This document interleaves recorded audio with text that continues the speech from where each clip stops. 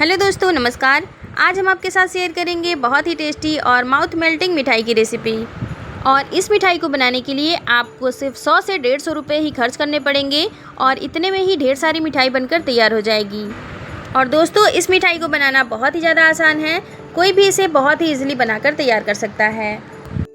और सबसे बड़ी बात यह है कि आप इस मिठाई को किसी भी व्रत में खा सकते हैं। तो चलिए दोस्तों, बिना देर किए फटाफट इस मिठाई को बनाना शुरू करते हैं।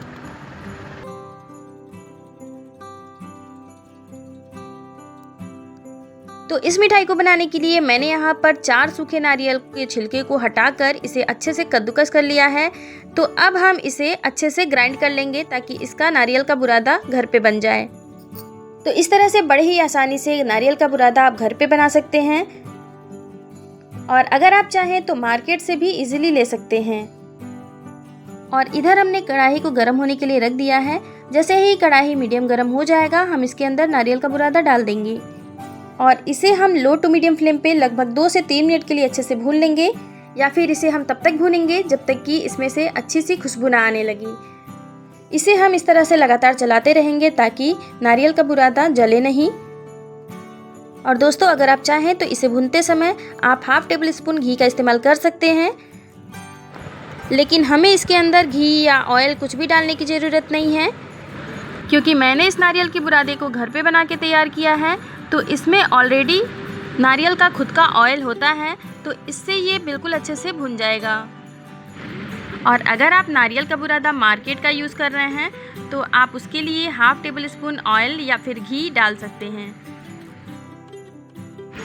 तो दोस्तों, यहाँ पर नारियल के बुरादे को भुनते हुए लगभग 2 से 3 मिनट हो चुके हैं और अब ये बिल्कुल अच्छे से भुन गया है। तो अब हम इसके अंदर डालेंगे दूध आप अपने हिसाब से कम या ज़्यादा डाल सकते हैं। तो दूध डालने के बाद इसे बिल्कुल अच्छे से चलाते हुए मिक्स कर लेंगे और उसके बाद हम इसके अंदर डालेंगे चीनी। तो जितना मीठा पसंद है उस हिसाब से आप चीनी कम ज़्यादा कर सकते हैं। चीनी डालने के बाद इसे चलाते हुए अच्छे से मिक्स कर लेंगे। और इस मिठाई को कलरफुल बनाने के लिए मैंने यहाँ पर नेचुरल कलर का इस्तेमाल किया है। नेचुरल कलर बनाने के लिए एक मीडियम साइज चुकंदर को अच्छे से छीलकर छोटे टुकड़ों में काटकर थोड़ा सा पानी डालकर अच्छे से ग्राइंड कर लिया है। ग्राइंड करने के बाद इसे छन्नी की मदद से अच्छे से छान लिया है ताकि इसका जो जूस है वो अलग हो जाए।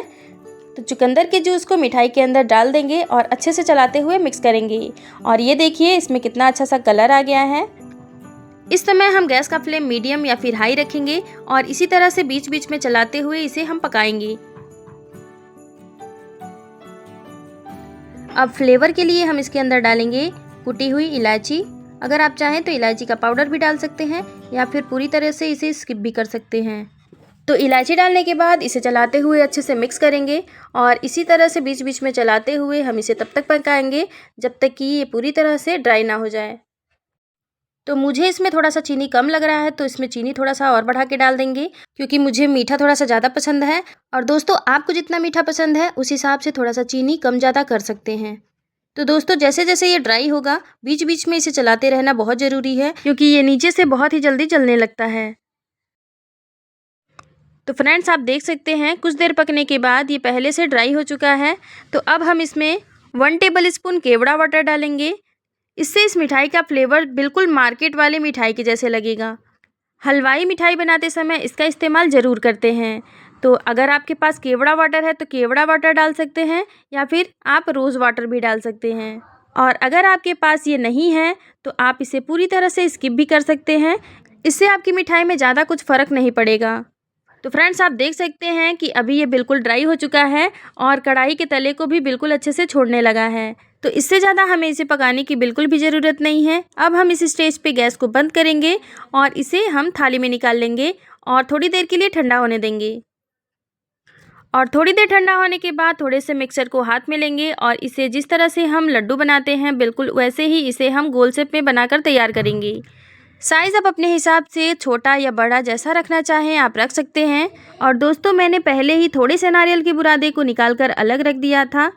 तो अब हम इस लड्डू को नारियल के बुरादे से कोट करेंगे और इसे प्लेट या थाली में रखते जाएंगे। तो दोस्तों, इसी तरह से हम बाकी लड्डू को भी बनाकर तैयार कर लेंगे। तो दोस्तों है ना इस लड्डू को बनाना बहुत ही ज़्यादा आसान, बहुत ही कम समय में और बहुत ही कम बजट में ये बनकर तैयार हो जाता है। तो नवरात्रि का समय चल रहा है, तो आप इस कलरफुल लड्डू को व्रत में भी बनाकर खा सकते हैं और माता रानी को भोग भी लगा सकते हैं। और दोस्तों सबसे बड़ी बात ये है कि आप इस लड्डू को सिर्फ 100 से 150 रुपये में ही हेल्दी तरीके से घर पे बनाकर तैयार कर सकते हैं। तो बिना किसी मिलावट के अगर हेल्दी खाना है तो थोड़ा सा मेहनत तो आपको ज़रूर करना होगा। तो दोस्तों मुझे उम्मीद है कि मेरी आज की रेसिपी आपको ज़रूर पसंद आई होगी, और अगर मेरा वीडियो आपको थोड़ा सा भी पसंद आया हो तो प्लीज़ वीडियो को लाइक करिए, शेयर करिए, चैनल पर नए हैं तो चैनल को सब्सक्राइब कर लीजिए, साथ में बेल आइकन को भी प्रेस करिए ताकि मेरे आने वाली हर वीडियो का नोटिफिकेशन आपको सबसे पहले मिल सके। तो फिर मिलते हैं आपसे इसी तरह की एक और नई रेसिपी के साथ, तब तक के लिए आप सभी को नवरात्रि की ढेर सारी शुभकामनाएँ।